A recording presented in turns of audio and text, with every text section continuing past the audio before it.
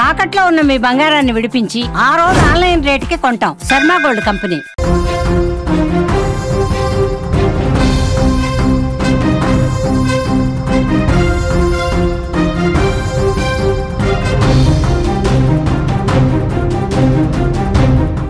Breaking news చూస్తున్నాం. టాలీవుడ్ ను వరుస విషాదాలు వెంటాడుతున్నాయి. కోట శ్రీనివాసరావు, బి సరోజాదేవి కన్నుమూత, తర్వాత హాస్యనటుడు ఫిష్ వెంకట్ కన్నుమూశారు.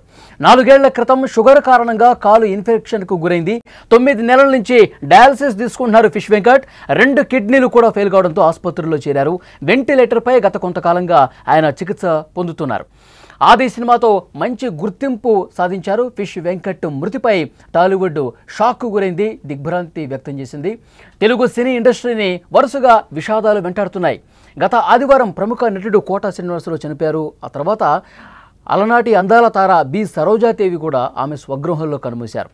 మాస్ మహారాజా రవితేజ తండ్రి భూపతిరాజు రాజగోపాలరాజు అనారోగ్యంతో కన్నుమూసిన విషయం తెలిసిందే. ఇప్పుడు ఈ విషాదాల నుంచి కోలుకోకముందే ప్రముఖ హాస్య నటుడు ఫిష్ వెంకట్ చనిపోవటం టాలీవుడ్ని షాక్కు గురి చేసింది. టాలీవుడ్ ఇండస్ట్రీ ఒక్కసారిగా విషాదంలో మునిగిపోయినటువంటి పరిస్థితి ఉంది. గత కొద్ది రోజులుగా ఫిష్ వెంకట్ డయాబెటీస్తో బాధపడుతున్నారు. షుగర్ కారణంగా కాలు ఇన్ఫెక్షన్కు గురైంది, తీవ్రంగా ఇబ్బంది కూడా పడ్డారు. ఆ సమయంలో సుమన్ టీవీ ఆయనతో ఇంటర్వ్యూ చేసింది. అప్పుడు పరిస్థితి మొత్తం కూడా ప్రపంచానికి తెలిసింది. ఆయన షుగర్ వ్యాధితో ఎలా బాధపడుతున్నారు, కాలు ఏ విధంగా ఇన్ఫెక్షన్ గురైంది, ఆయన ఎంత ఇబ్బంది పడుతున్నారు, ఆయన కుటుంబం ఆర్థికంగా ఎలాంటి ఇబ్బందులు గురవుతుంది, ఇవన్నీ కూడా సుమన్ టీవీ వెలుగులోకి తీసుకొచ్చింది. ఆ తర్వాత పరిస్థితి అందరికీ తెలియడంతో కొంత ఆర్థిక భరోసా ఇచ్చే ప్రయత్నం జరిగింది. కానీ 2 కిడ్నీలు ఫెయిల్ కావడంతో 2 కిడ్నీలు ఫెయిల్ అయ్యాయి. డయాలసిస్ జరుగుతుంది. ఇంకా ఆర్థికంగా భరోసా కావాల్సినటువంటి అవసరం ఏర్పడింది. వాళ్ళ కుటుంబ సభ్యులు కూడా, ముఖ్యంగా వారి కుమార్తె కూడా మీడియా ముఖంగా ప్రస్తావించారు.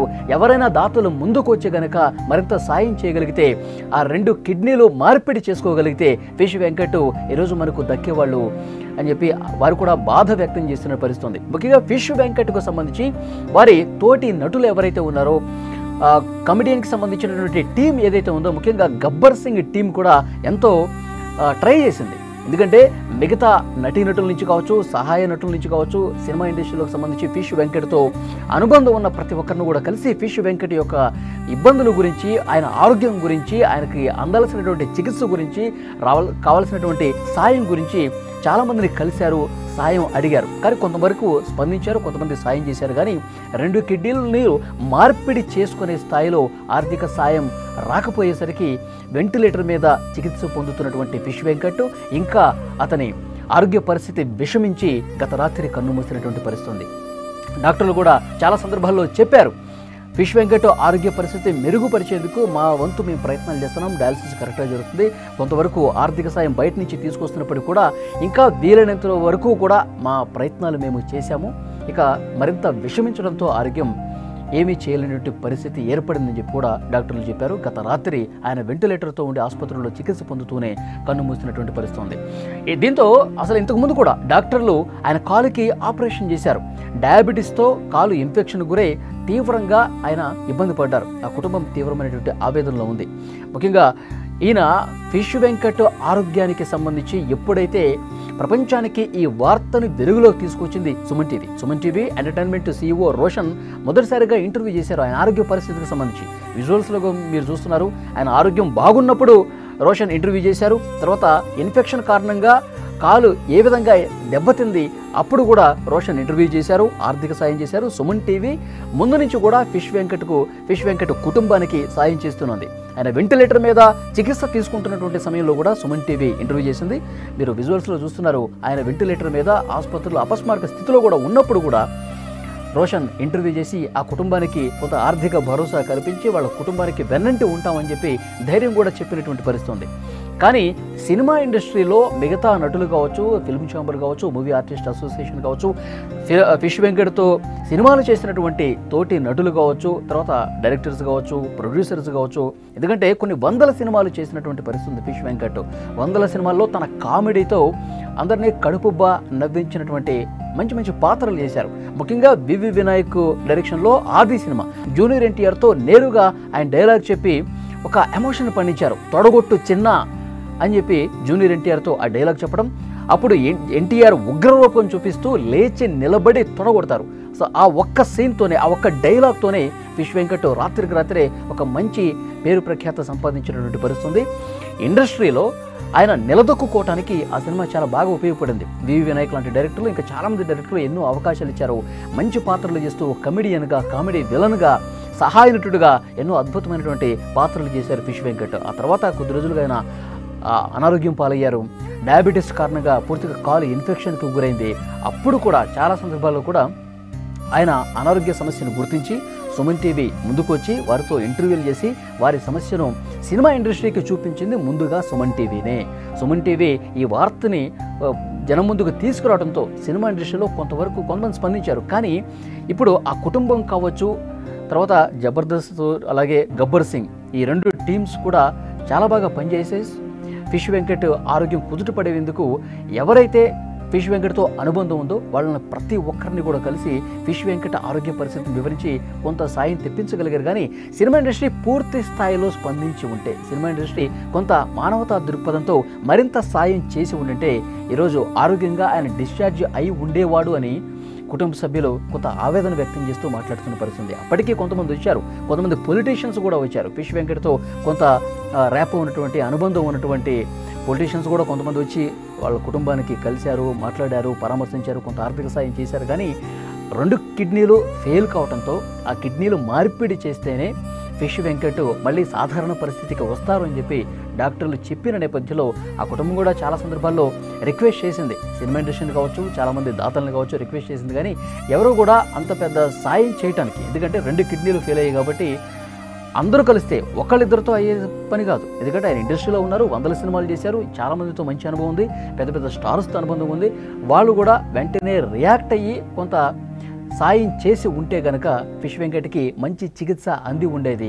ఈరోజు ఇలాంటి పరిస్థితి వచ్చి ఉండేది కాదని చెప్పి ఫిష్ వెంకట్ అభిమానులు కావచ్చు, ఫిష్ వెంకట్ తోటి సహాయ నటులు కావచ్చు, కామెడీ ఆర్టిస్టులు కావచ్చు, వీళ్ళందరూ ప్రస్తుతం చెప్తున్నటువంటి పరిస్థితి ఉంది.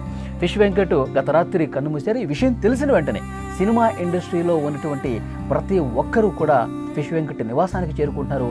ఆ కుటుంబాన్ని ఓదారుస్తున్నారు, ఆ కుటుంబానికి పరామర్శించి ఫిష్ వెంకట్తో ఉన్నటువంటి అనుబంధాన్ని గుర్తు చేసుకున్న పరిస్థితి.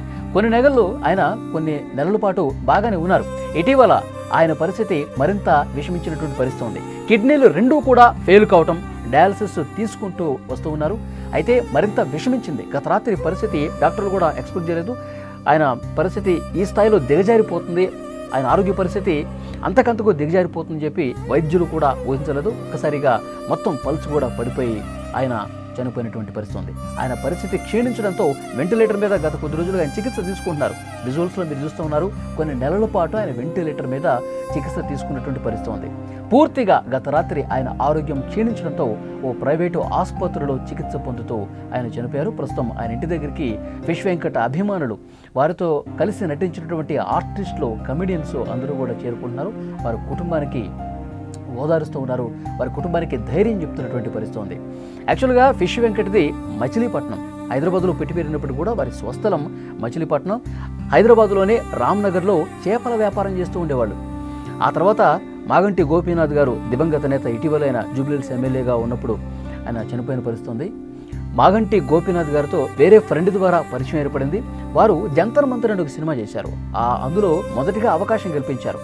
ఆ తర్వాత ఆ సినిమా పెద్దగా ఆడకపోయినా, అందులో ఆయనకి పేరు రాకపోయినా, ఆ రిఫరెన్స్తో చాలా స్టూడియోలు తిరిగారు. తర్వాత ఆర్టిస్ట్గా నిలదొక్కునే ప్రయత్నాలు చేస్తున్నప్పటికీ కూడా 2002వ సంవత్సరంలో వచ్చినటువంటి, ఇంతకుముందు నేను చెప్పినట్టు ఆది సినిమాలో జూనియర్ ఎన్టీఆర్తో డైలాగులు ఉన్న క్యారెక్టర్ ఆయనకి దక్కింది. ఆ సినిమా హిట్ కావడంతో ఆ సినిమా చేస్తున్నప్పుడే ఆ సినిమా డైరెక్టర్ వివి వినాయక్ చెప్పారు, ఈ సినిమాతో నీకు మంచి పేరు రాబోతోంది, ఈ సినిమా తప్పకుండా ఘన విజయం సాధిస్తుంది, నీ క్యారెక్టర్ కూడా మంచి పేరు వస్తుంది, ఈ సినిమా తర్వాత నువ్వు వెనక్కి తిరిగి చూసుకోవాల్సినటువంటి అవసరం లేదు అని కూడా చాలా స్పష్టంగా ఆ రోజుల్లోనే వివి వినాయక్ చెప్పారు. ఆయన చెప్పినట్టుగానే 100కు 100% నిజమైంది, మంచి పేరు వచ్చింది. ఆ తర్వాత ఎన్నో సినిమాలు యాక్ట్ చేశారు. మంచి కమెడియన్గా, సహాయ నటుడిగా, కామెడీ విలన్గా అద్భుతమైనటువంటి పాత్రలు పోషిస్తూ మంచి పేరు ప్రఖ్యాతులు సంపాదించినవారు ఫిష్ వెంకట్. ఫిష్ వెంకట్ సినిమాలు చేస్తున్నప్పుడు కూడా ఆయన కామెడీకి అసలు ఫ్యాన్స్ ఏ విధంగా అంటే చాలా అమాయకపు ఫేస్ పెట్టి విలన్ పక్కనే ఉండి ఆయన నవ్వులు పూయిస్తూ ఉంటారు. అలాంటి పాత్రలు ఎన్నో ఉన్నాయి. గబ్బర్ సింగ్ కావచ్చు, గబ్బర్ సింగ్లో ఆ టీం మొత్తం అంత్యాక్షరి చాలా మంచి పేరు తీసుకొచ్చింది. ఆ గబ్బర్ సింగ్తో పాటు తర్వాత పెద్ద పెద్ద నటుల పక్కన కూడా కామెడీ పండించారు ఫిష్ వెంకట్. ఇప్పుడు ఆయన మరణ వార్త విని సినిమా ఇండస్ట్రీలో ఉన్నటువంటి ప్రతి ఒక్కరు అక్కడికి వస్తూ ఉన్నారు. ఫిష్ వెంకట్తో ఉన్నటువంటి అనుబంధాన్ని గుర్తు చేసుకుంటారు. ఇలా జరిగి ఉండాల్సింది కాదు, ఆయన ఆరోగ్యం మెరుగుపడుతుందని చెప్పి ఇటీవలే డాక్టర్స్ కూడా ఒక ప్రకటన చేశారు. ఆయన కొద్దిగా కోలుకుంటున్నారు, మొత్తం సాధారణ స్థాయికి చేరుకుంటున్నారు. సో దేవుడి దయతో ఆయన డిశ్చార్జ్ అయ్యి త్వరలోనే ఇంటికి వెళ్తారనే ప్రకటన కూడా చేశారు. కానీ ప్రస్తుతం ఉన్నటువంటి ఈ సిచ్యువేషన్ చూసి, ప్రస్తుతం జరిగినటువంటి ఆయన మరణ వార్త తెలిసి ఇండస్ట్రీలో ఉన్న ప్రతి ఒక్కరు కూడా ఇంటికి వచ్చి ఆ కుటుంబాన్ని పరామర్శిస్తున్నటువంటి పరిస్థితి ఉంది. తర్వాత ఫిష్ వెంకట్ గురించి కొన్ని విషయాలు చాలా క్లియర్గా మాట్లాడుకోవాల్సినటువంటి అవసరం ఉంది నిజంగానే. ఎందుకంటే ఫిష్ వెంకట్ ఎన్ని సినిమాలు చేసినా, 100 సినిమాలు చేసినా స్టార్ హీరోలు గుర్తుపట్టే స్థాయిలో ఫిష్ వెంకట్ ఈ క్యారెక్టర్కి బాగుంటాడు. ఫిష్ వెంకట్తో ఈ క్యారెక్టర్ చేపిస్తే సినిమాకి మంచి ఎలివేషన్ వస్తుందని భావించి స్టార్ హీరోలు కొన్ని సినిమాల్లో ఫిష్ వెంకట్ని అడిగి మరీ పెట్టించుకున్నటువంటి సందర్భాలు కూడా ఉన్నాయి. డైరెక్టర్లు చాలా సందర్భాల్లో చెప్పారు. సో డెఫినెట్గా అందరూ గుర్తుపట్టేటువంటి ఫిష్ వెంకట్ కావాలని చెప్పి కోరినటువంటి స్టార్ డైరెక్టర్లు కావచ్చు, స్టార్ హీరోలు కావచ్చు, ఆయన ఆరోగ్యం బాగాలేనప్పుడు, ఎందుకంటే ఆయన ఆరోగ్యం బాగాలేనప్పుడు సినిమా ఇండస్ట్రీ కొంత మంచి హృదయంతో స్పందించి కొంత ఎక్కువ సాయం చేసి ఉంటే 100 సినిమాలు చేసినా పెద్దగా ఆయన కూడబెట్టుకోలేదు. 100 సినిమాలు చేశాడు కానీ పెద్దగా ఆయన సంపాదించుకొని పరిస్థితుంది. ఈరోజు మనం చూస్తూ ఉన్నాం, చిన్న ఆర్టిస్టులు కూడా ఆయన విల్లాలు, కార్లు తీసుకొని అద్భుతంగా ఆర్థిక ప్రగతి సాధించినటువంటి పరిస్థితుంది. కానీ ఫిష్ వెంకట్ సీనియర్ నటుడైనప్పటికీ ఎన్నో 100 సినిమాలు చేసినప్పటికీ కూడా పెద్దగా డబ్బు సంపాదించుకోలేకపోయాడు, కూడబెట్టుకోలేకపోయాడు. కాబట్టి ఆయన ఆసుపత్రిలో ఉన్నప్పుడు, వెంటిలేటర్ మీద ఉన్నప్పుడు కూడా చాలామందికి ఈ విషయం తెలుసు. ఫిలిం ఛాంబర్ కావచ్చు, అందులో ఉన్నటువంటి మూవీ ఆర్టిస్ట్ అసోసియేషన్ కావచ్చు, చాలామంది నటులు కూడా తలా ఎంతో కొంత ఫండ్ రైజింగ్ చేసి కొంతవరకు సొమ్ముని హాస్పిటల్లో చికిత్స పొందుతున్నటువంటి ఆ ఫ్యామిలీకి ఇచ్చి ఉంటే కనుక ఫిష్ వెంకట్ పరిస్థితి ఈరోజు ఇలా ఉండేది కాదని చెప్పి చాలామంది మాట్లాడుతూ ఉన్నారు. ఈరోజు ఫిష్ వెంకట్ అభిమానులు అక్కడ కన్నీరు మున్నీరుగా వెలిపిస్తున్నారు. వాళ్ళ కుటుంబం దగ్గరికి వచ్చి, ఆయన నివాసం దగ్గరికి వచ్చి, అక్కడ ఎంతో మంచి పేరు కూడా ఉందండి. రామ్నగర్లో ప్రస్తుతం ఉంటున్నారు. సాయం కోసం ఎవరు వచ్చినా, ఏదో చిన్న సాయాల కోసం, లేదంటే ఏదైనా ఫంక్షన్లు పిలవడానికి కోసం, అన్న మీరు రేపు మా ఇంట్లో చిన్న ఫంక్షన్ ఉంది రావాలి అని చెప్పి పిలిచిన కాదు అనేవాడు కాదు. తను అవైలబుల్గా ఉంటే, ఒకవేళ షూటింగ్ లేకపోతే డెఫినెట్గా ఆ చుట్టుపక్కల అనుబంధాన్ని చాలా బాగా పెంచుకున్నటువంటి వ్యక్తి. ఆ కుటుంబాలన్నీ కూడా ఈరోజు ఫిష్ వెంకట్ నివాసం దగ్గరికి వచ్చి బోరున వెలిపిస్తూ ఉన్నారు. ఫిష్ వెంకట్ త్వరగా కోలుకొని ఇంటికి వస్తాడని చెప్పి అనుకున్నాం, కానీ ఈరోజు ఈ విధంగా అవుతుందని చెప్పి ఎవరు కూడా ఎక్స్పెక్ట్ చేయలేదంటూ వారితో అనుబంధం ఉన్న ప్రతి ఒక్కరు కూడా అన్న ఒకసారి లే అన్నా, నీకు ఎట్లా అవుతుందని మేము ఊహించలేదన్నా అని చెప్పి వాళ్ళంతా కన్నీటి పర్యంతమై విలపిస్తున్నటువంటి పరిస్థితి. ఆ కుటుంబం కూడా చాలా బాధపడుతుంది. మొన్ననే వారి కుమార్తె కూడా మీడియాతో మాట్లాడారు. ఇంకా ఎవరైనా దాతలు వస్తే బాగుండేది, ఇంకా ఎవరైనా దాతలు సాయం చేసి ఉంటే బాగుండేది, 2 కిడ్నీలు మార్పిడి చేస్తేనే ఫిష్ వెంకట్ బతుకుతారని చెప్పి ఒక పక్క డాక్టర్లు చెప్తా ఉన్నారు.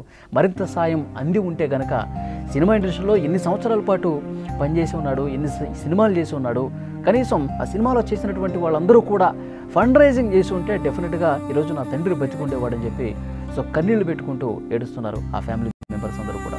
సో నిజంగా అట్లా జరుగుంటే బాగుండేది. పెద్ద మొత్తంలో ఫండ్ రైజింగ్ చేసి ఆయన ఆరోగ్యాన్ని కుదుటపడే విధంగా ఇండస్ట్రీ కూడా కొంత మానవతా దృక్పథంతో ఆలోచించి సాయం చేస్తుంటే ఈరోజు ఫిష్ వెంకట్ మన మధ్య ఉండేవాడు. కానీ దురదృష్టవశాత్తు నిన్న వెంటిలేటర్ మీద చికిత్స పొందుతూనే ఆయన ఆరోగ్యం మరింత క్షీణించడంతో ఆయన చనిపోయినటువంటి పరిస్థితి.